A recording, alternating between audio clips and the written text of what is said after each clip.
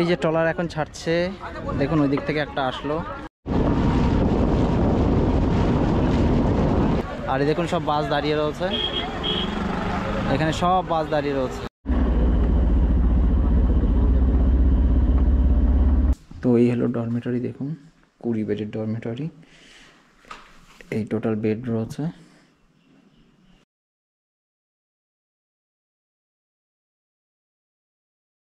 সামনেই মকর সংক্রান্তি, আর মকর সংক্রান্তি মানেই আমাদের পশ্চিমবঙ্গের সবথেকে বড় মেলা গঙ্গাসাগর মেলা। তো আমি আজকে চলেছি গঙ্গাসাগর মেলার প্রস্তুতি দেখতে। তো বর্তমানে আমি এখন রয়েছি শিয়ালদা সাউথে, এই হচ্ছে শিয়ালদা সাউথ রেলওয়ে স্টেশন। এখান থেকে আমি 9টা 16 লক্ষ্মীকান্তপুর লোকাল ধরে পৌঁছে যাব হচ্ছে লক্ষ্মীকান্তপুরে। তারপর লক্ষ্মীকান্তপুর থেকে আমি আবার পৌঁছাবো নামখানা।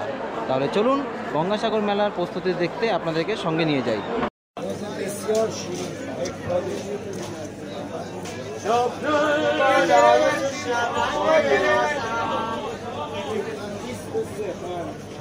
শিয়ালদা থেকে গঙ্গাসাগর যাওয়ার জন্য আপনারা ট্রেনে করে নামখানাতেও নামতে পারেন অথবা কাকদ্বীপেও নামতে পারেন। তো আমি আপনাদেরকে দুটো রুটই দেখিয়ে দেবো। আমি যাওয়ার সময় কাকদ্বীপ হয়ে যাব এবং আসার সময় নামখানা হয়ে আসব। তাই আপনাদেরকে দুটো রুটই দেখাবো, কারণ আপনাদের যে রুট হয়ে সুবিধা হবে আপনারা সেই রুট হয়ে যেতে পারবেন। শিয়ালদা ও সাউথ থেকে নামখানার যে ট্রেনগুলো রয়েছে, আপনারা যদি হোয়ার ইজ মাই ট্রেনের সার্চ করেন তো দেখবেন সারাদিনে মাত্র দুটো ট্রেন দেখাচ্ছে। তাই কিন্তু শিয়ালদা থেকে নামখানার প্রচুর ট্রেন রয়েছে, কিন্তু সেটা সব লক্ষ্মীকান্তপুর হয়ে যায়।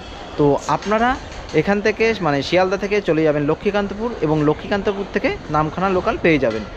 আর শিয়ালদা থেকে নামখানা পর্যন্ত যে সমস্ত ট্রেনগুলো রয়েছে তার লিস্ট আমি আপনাদেরকে দিয়ে দিচ্ছি। তো এই হচ্ছে নামখানার লোকাল।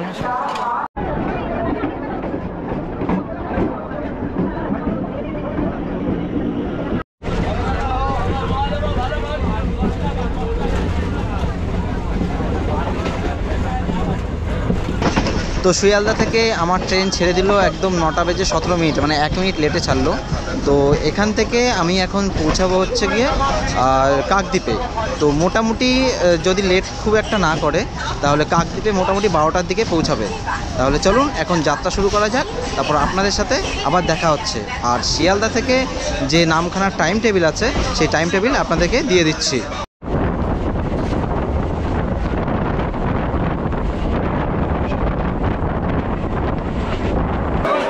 তো সকালবেলায় শিয়ালদা থেকে আমি ট্রেনে জার্নি শুরু করেছিলাম 9টা 16-তে। তো এখন বাজে মানে 11টা বাজে, মোটামুটি 1 ঘন্টা 40 মিনিটে আমি এসে এখন পৌঁছালাম লক্ষ্মীকান্তপুরে। তো এই যে আমার ট্রেন দাঁড়িয়ে রয়েছে, এখান থেকে লক্ষ্মীকান্তপুর থেকে আবার এই ট্রেনটা ছাড়বে 11টা 25-এ। তো 11টা 25-এ এখান থেকে ছেড়ে তারপরে আবার এখান থেকে ট্রেন যাবে নামখানার উদ্দেশ্যে। তো ওদিকে যেহেতু সিঙ্গেল লাইন, তো ওদিক থেকে যতক্ষণ এখানে না আসবে এই ট্রেনটাও ছাড়তে পারছে না। তাহলে এখান থেকে আমি এখন আবার জার্নি শুরু করব, আবার আপনাদের সাথে কি দেখা হবে কাকদ্বীপে। তো চলুন এখন যাওয়া যাক।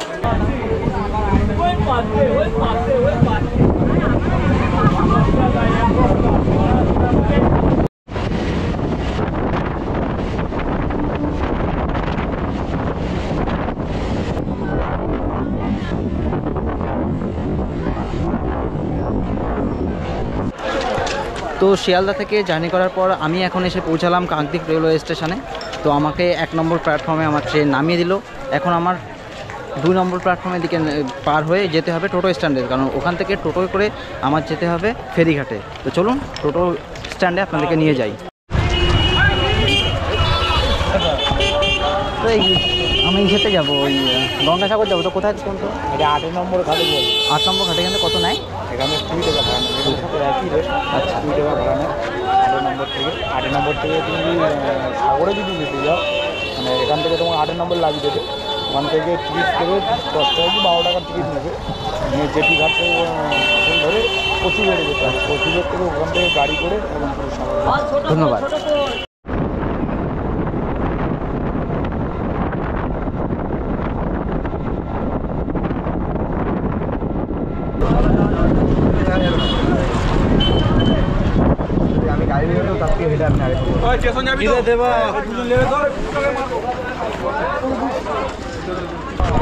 তো আমি এখন চলে আসলাম টোটোয় করে। এখানে 12টা 15 একটা ভেসেল রয়েছে, তো 12:10 হয়ে যাচ্ছে, দেখি এই পেশেন্টটা পাই কি না। তো এখন হেঁটে এখান থেকে যেতে হবে। তো টোটো আমাকে নামিয়ে দিল রাস্তার মুখে, ওখান থেকে আমার হেঁটে হেঁটে যেতে হবে লট নম্বর 8-এ। তো ওখানে কাউন্টার রয়েছে, ওখানে চলুন আপনাদেরকে নিয়ে যাই। তো এখানে দেখুন টাইম দেওয়া রয়েছে, এখানে পুরো টাইম দেওয়া রয়েছে 8 নম্বর থেকে কচুবেড়িয়া।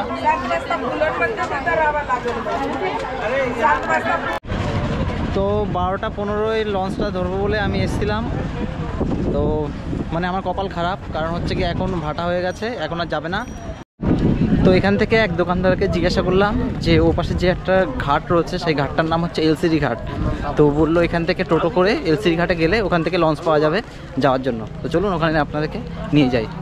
তো আপনাদের এখানে বলে রাখি যে আপনারা যদি গঙ্গাসাগর যখন আসবেন তো চেষ্টা করবেন সকাল সকাল আসার জন্য, কারণ শিয়ালদা থেকে মোটামুটি 7:14 যে ট্রেনটা রয়েছে সেই ট্রেনটা ধরার চেষ্টা করবেন। যদি তার আগে পারেন তাহলে তো আরও ভালো কথা, কারণ সেই সময় যদি আপনি ট্রেনটা ধরেন এখানে মোটামুটি 10টার মধ্যে এসে পৌঁছাতে পারবেন। আর এখানে 10টার মধ্যে এসে পৌঁছাতে পারলে জেটিটা পেয়ে যাবেন, নাহলে যখনই ভাটা শুরু হয়ে যায় তখন জেটি চলাচল বন্ধ হয়ে যায়, যেমন আমি আজকে পেলাম না। তো এখন হেঁটে যাচ্ছি এলসিডি ঘাটে। তো এখান থেকে জানি না আবার লঞ্চ পাবো কি না, চলুন ওখানে গিয়ে দেখা হোক। তো এই দেখুন লেখা রয়েছে জেটি ঘাট। তো এই যে ট্রলার এখন ছাড়ছে, দেখুন ওই দিক থেকে একটা আসলো আর এটা এখন ছেড়ে চলে যাচ্ছে। তো আমি এখানে জিজ্ঞাসা করলাম, এটা 40 টাকা করে নিচ্ছে। আর এখানে একটা ট্রলার এসছে।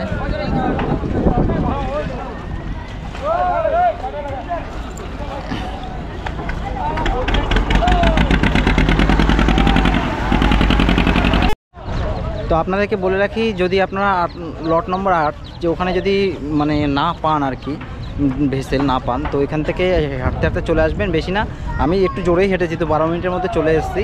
তো এই ঘাটটার নাম হচ্ছে এলসিডি ঘাট। এই ঘাটে যে সমস্ত ট্রলার আছে এরা সব একদম কচুবেড়িয়াতে নিয়ে নামিয়ে দেবে। তো এখান থেকে ভাড়া নিচ্ছে 40 টাকা। তো এই যে সবাই উঠছে এই ট্রলারটায় আমি এখন উঠবো। তো এখান থেকে কচুবেড়িয়া যেতে কতক্ষণ সময় লাগে সেটা আপনাদেরকে পরে আমি জানিয়ে দিচ্ছি।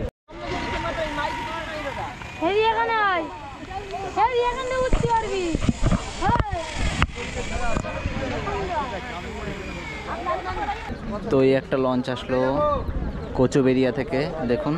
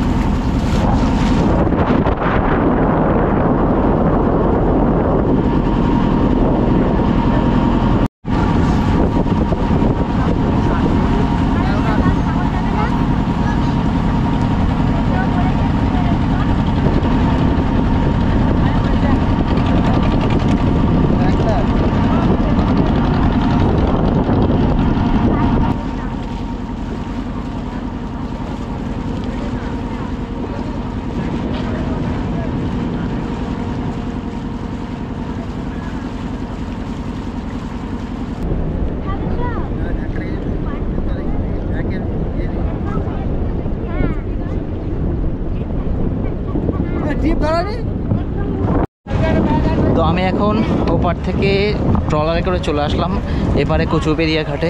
তো মোটামুটি আসতে সময় লাগলো ওই আধা ঘন্টা মতো। তো এখন আমার এখন হেঁটে এখান থেকে যেতে হবে বাস স্ট্যান্ডে। তো এখানে বাস, ম্যাজিক গাড়ি এইসব অনেক কিছুই পাওয়া যায়। তো যাই হোক, দেখি ওখানে কি পাওয়া যায়। তো সেখানে এবার বাস বা ম্যাজিক গাড়ি করে আমি এখন যাব গঙ্গাসাগরে। তো চলুন আপনাদেরকে নিয়ে যাই। তো ট্রলার আমাদেরকে ওখানে ছেড়ে দিল। দেখুন ট্রলারে আমরা যারা এসেছিলো সব এখান থেকে আসছে তারা। আর এখানেও অনেকগুলো ট্রলার রয়েছে। এটা হচ্ছে মাল বোঝাই ট্রলার, দেখুন পাথর নিয়ে যাচ্ছে। আর আমরা ওই ট্রলারে আসলাম। এখন আমাদের যেতে হবে এদিকটায়।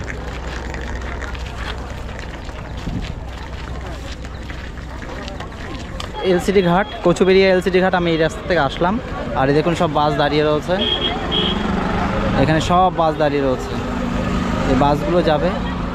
আর এই পাশে রয়েছে ম্যাজিক গাড়ি। তো আমি যাই একটু খাওয়া দাওয়া সেরে নিয়ে তারপরে যাব। তো যেহেতু অনেক সকালবেলায় বেরিয়েছিলাম, মানে তেমন কিছু একটা খাওয়া হয়নি। তো এখন এখানে হোটেলে কচুবেড়িয়াতে এসে একটা হোটেলে আমি খেতে বসেছি। তো এখানের সবজি ভাত নিয়েছে হচ্ছে 40 টাকা। তো তো 40 টাকায় যে থালি দিয়েছে সে থালি আপনাদেরকে দেখিয়ে দিচ্ছি। তো এই হলো 40 টাকার থালি। দেখুন পাঁপড় দিয়েছে, দুটো তরকারি, এই আলু ভাজা, চাটনি, ডাল। এই হলো 40 টাকার সবজি ভাত।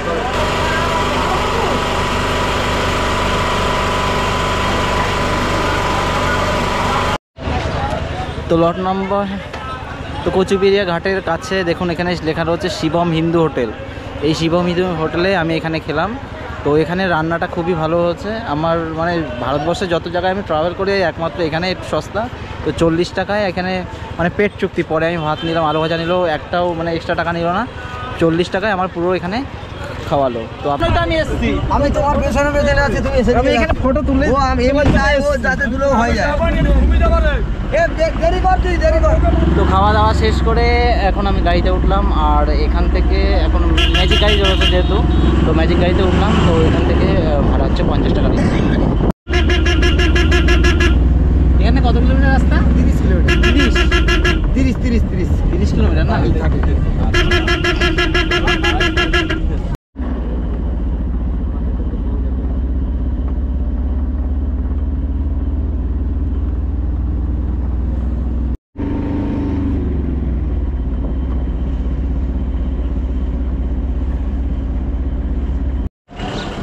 তো এই সোজা হচ্ছে কচুবেড়িয়া ঘাট। এদিকে যেতে এদিক থেকেই আমি আসলাম।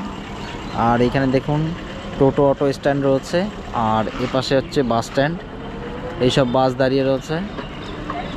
দেখুন এখানে লেখা রয়েছে কচুবেড়িয়া যাইবার বাস স্ট্যান্ড, এখানে লেখা রয়েছে। তো আপনারা যখন আসবেন এই বাস স্ট্যান্ডেই আসবেন, আবার যাওয়ার সময় এই বাস স্ট্যান্ড থেকেই আপনার বাস ধরতে হবে। তো আমি এখন এসে ফাইনালি পৌঁছালাম গঙ্গাসাগরে। তো এই হলো গঙ্গাসাগর বাস স্ট্যান্ড, আমার পেছনেই আপনাদেরকে দেখিয়ে দিলাম। তো এখানে একদম মানে কচুবেড়িয়া যে ঘাট রয়েছে সে ঘাট থেকে গঙ্গাসাগর বাস স্ট্যান্ড হচ্ছে 30 কিলোমিটার রাস্তা। এবার আপনাদেরকে বলে দিই যে আমার টোটাল কত খরচ হলো কলকাতা থেকে আসতে।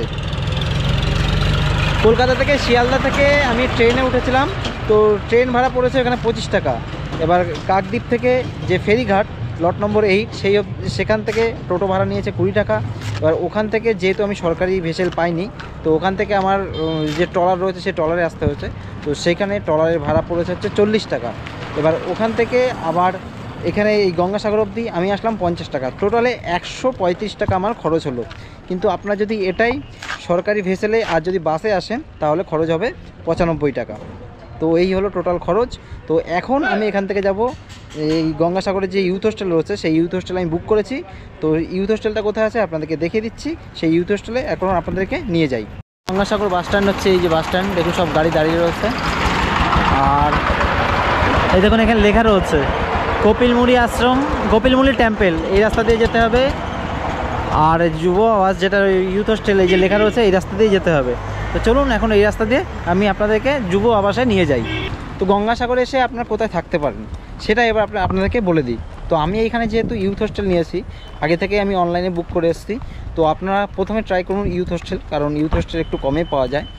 আর ইউথ হোস্টেলের ডরমেটরি পাওয়া যায়, এসি, নন এসি এবং ফ্যামিলি রুম সবই পাওয়া যায়। তাই চেষ্টা করবেন ইউথ হোস্টেলটা নেওয়ার। তো ইউথ হোস্টেল যদি না পান তারপরে এখানে অনেক আশ্রম আছে, আশ্রমেও কিন্তু থাকার খরচ অনেক কম।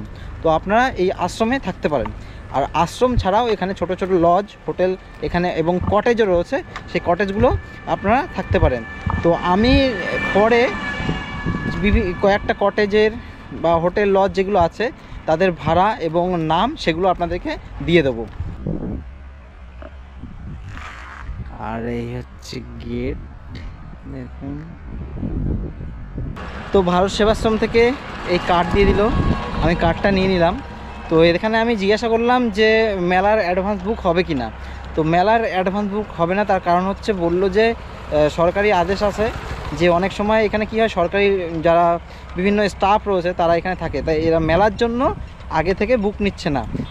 মোটামুটি মেলার 3-4 দিন আগে ফোন করলে ওরা বলে দিতে পারবে যে রুম আছে কি না, কিন্তু অ্যাডভান্স বুক এখানে হবে না।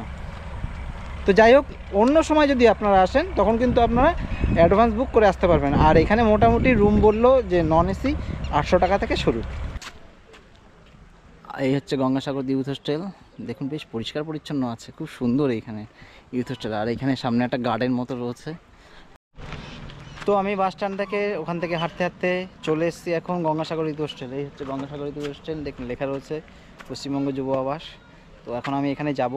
তো বাস স্ট্যান্ড থেকে এখানে হেঁটে আসতে মোটামুটি ওই 5-7 মিনিট মতো সময় লাগলো। তো এখন যাই, গিয়ে দেখি রুম টুম কী আছে। আর দেখুন এখানে লেখা রয়েছে available hair dormitory, non AC room, deluxe room, cottage, booking সব এখানে ডিটেলস দেওয়া রয়েছে। আর এই হচ্ছে ঢোকার রাস্তা। তো দেখুন বেশ এখানে পার্ক মতো রয়েছে, খুব সুন্দর গঙ্গাসাগর ইউথ হোস্টেলটা।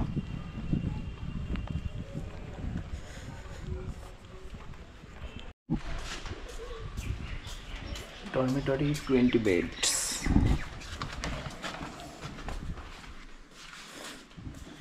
তো এই হলো ডরমেটরি, দেখুন 20 বেডের ডরমেটরি। এই টোটাল বেড রয়েছে, আর এখানে আলমারি রয়েছে, আর এই হলো সুইচ বোর্ড।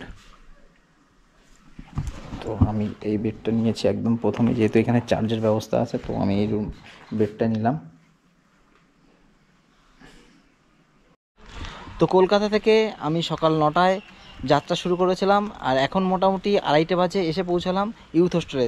তো কলকাতা থেকে এই গঙ্গাসাগর আসা অবধি আপনাদের সমস্ত ডিটেলস, ভাড়া A to Z সব বলে দিলাম। তাহলে যেহেতু ভিডিও অনেক বড় হয়ে যাবে, তো প্রথম পার্ট গঙ্গাসাগর ভ্রমণের এ পর্যন্তই রাখছি। দ্বিতীয় পার্টে আপনাদের মন্দির, গঙ্গাসাগর, অন্যান্য যে হোটেলগুলো রয়েছে সেগুলোর কন্ট্যাক্ট নাম্বার সেগুলো আপনাদেরকে দিয়ে দেবো। তাহলে প্রথমের পার্ট এ পর্যন্তই, দেখা হবে গঙ্গাসাগর ভ্রমণের দ্বিতীয় পার্টে। সকলে ভালো থাকুন, নমস্কার।